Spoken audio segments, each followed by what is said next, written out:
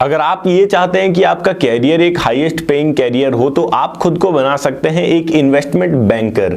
नहीं, अब ये बैंक नहीं है, ना तो आपको बैंक की तरह काम करना होगा, आपको कस्टमर से डील नहीं करना होगा, बैंक में नहीं बैठना होगा, इसका काम थोड़ा सा अलग होता है। आज की इस वीडियो में हम जानने वाले हैं कि एक इन्वेस्टमेंट बैंकर क्या होता है, आप किस प्रकार से एक इन्वेस्टमेंट बैंकर बन सकते हैं, एक इन्वेस्टमेंट बैंकर के क्या काम होते हैं, एवरेज सैलरी कितनी होती है इन्वेस्टमेंट बैंकर की, और बेस्ट कॉलेजेस कौन से हैं इन्वेस्टमेंट बैंकर बनने के लिए, ऐसी बहुत सारी चीजें। तो इस वीडियो को अंत तक जरूर देखिएगा। हेलो एंड वेलकम फ्रेंड्स, मेरा नाम है अनूप सिंह और आप देख रहे हैं आपका अपना YouTube channel. So let's get started.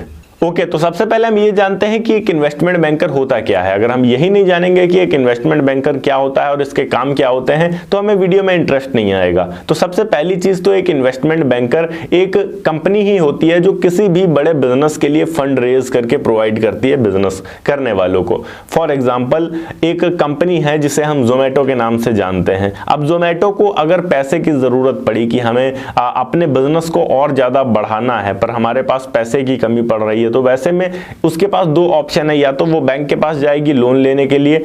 Bank एक लोन लिमिटेड अमाउंट तक ही दे सकता है कि इससे ज्यादा हम लोन नहीं दे सकते हैं, और दूसरी चीज कि बैंक उसमें इंटरेस्ट भी काफी ज्यादा लेगा जोमेटो से, क्योंकि वो बिजनेस लोन लेगा उससे, और एक लिमिटेड अमाउंट ही देगा बैंक, उससे ज्यादा नहीं देगा। बट अगर जोमेटो को उससे भी ज्यादा पैसा चाहिए और कम ब्याज दर पर चाहिए तो उसके पास अच्छा ऑप्शन है कि वो पब्लिक का पैसा उठा सके।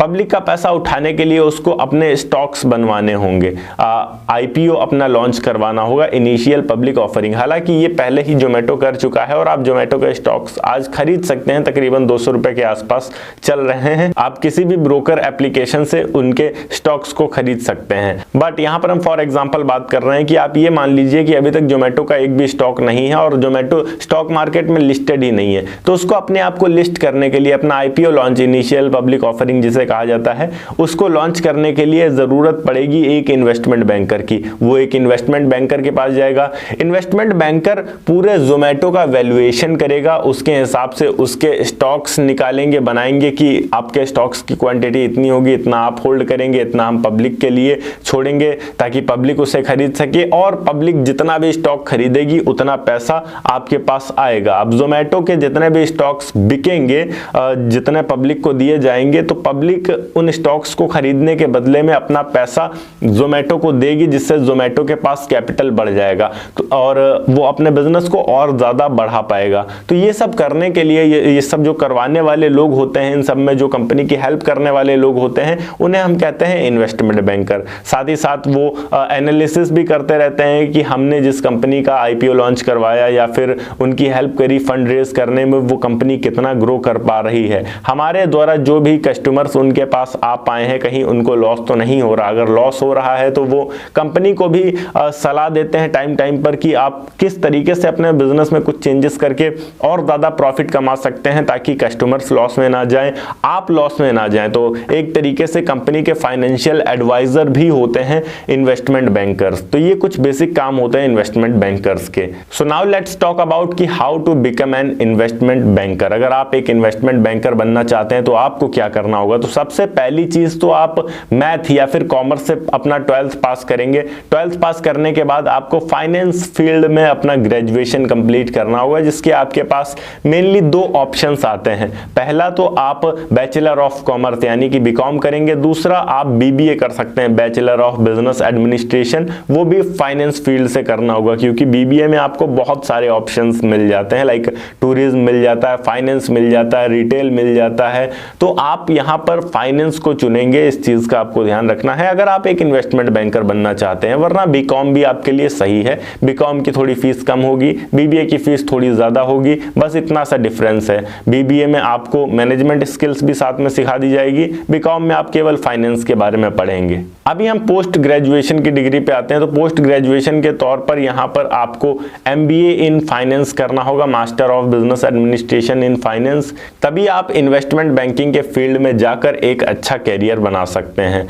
अब इन दोनों चीज़ों को कंप्लीट करने के बाद आपको अप्लाई करना होगा इन्वेस्टमेंट बैंकिंग कंपनीज में। टाइम टाइम पर इन्वेस्टमेंट बैंकिंग कंपनियां हायर करती रहती हैं लोगों को जॉब के लिए, तो आप उनमें अप्लाई करेंगे। अगर आपका CV, आपका पोर्टफोलियो अच्छा है तो आपको इंटरव्यू के लिए बुलाया जाएगा, आपका इंटरव्यू लिया जाएगा। अगर आप सक्षम हैं, उनको लगता है कि आप जॉब कर सकते हैं, तो वो आपको हायर कर लेंगे। बात करें हम यहाँ पर बेस्ट कॉलेज की कि अगर हम एक इन्वेस्टमेंट बैंकर बनना चाहते हैं और बहुत ज़्यादा अर्निंग चाहते हैं तो उसके लिए हम किस कॉलेज से पढ़ाई करें। तो यहाँ पर अगर आप इंडिया के टॉप कॉलेज को जानना चाह रहे हैं कि कौन सा टॉप कॉलेज है जहाँ से अगर हमने पढ़ाई करी है तो हमें पैकेज बहुत अच्छा मिल जाता है, तो XLRI जमशेदपुर हो सकता है आपका, या फिर IIM हो सकता है। IIM के बहुत सारे कॉलेजेस हैं इंडिया में, लाइक IIM इंदौर, अहमदाबाद, कोलकाता, लखनऊ। तो इंडियन इंस्टीट्यूट ऑफ मैनेजमेंट यानी कि IIM से अगर आप पढ़ाई करते हैं तो बहुत अच्छे पैकेजेस आपको मिल जाते हैं। और भी बहुत सारे रेप्यूटेड